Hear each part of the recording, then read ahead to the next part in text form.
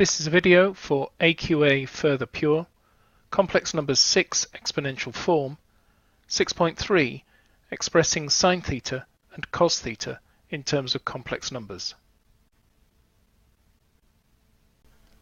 Let's look at some useful results.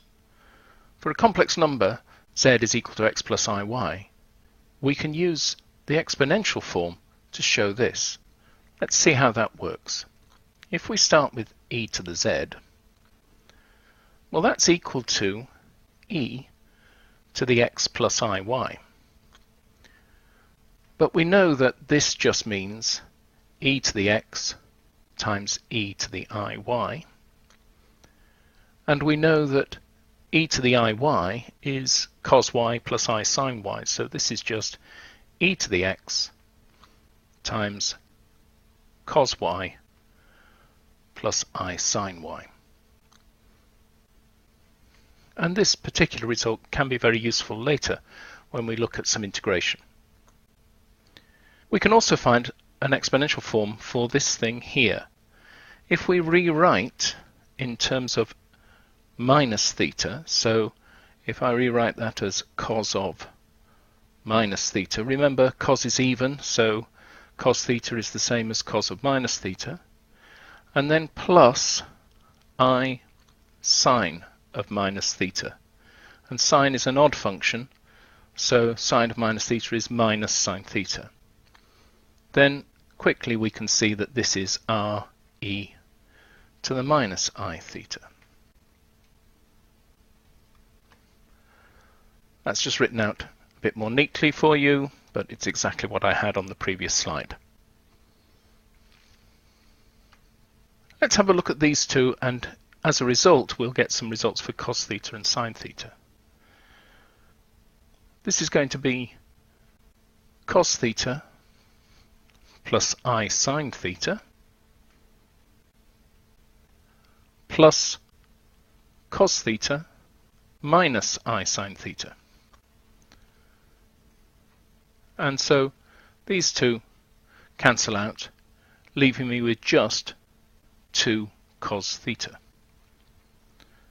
Well, if 2 cos theta is equal to this, then I'm going to get that cos theta is equal to e to the I theta plus e to the minus I theta all over 2.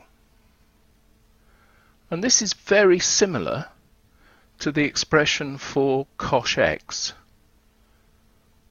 which is e to the x plus e to the minus x all over 2.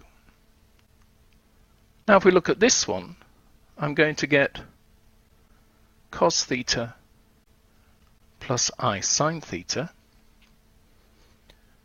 minus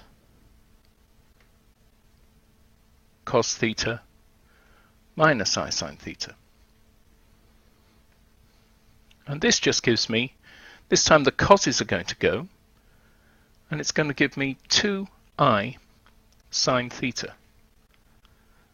And so this gives me an expression for sine theta, which is e to the I theta minus e to the minus I theta all over 2I.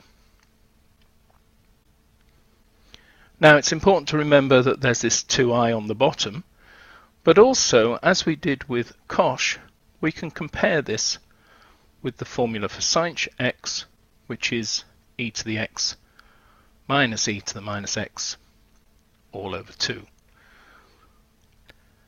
Again, there's that written up more tidily for you, and we come through to our 2 key results here and here.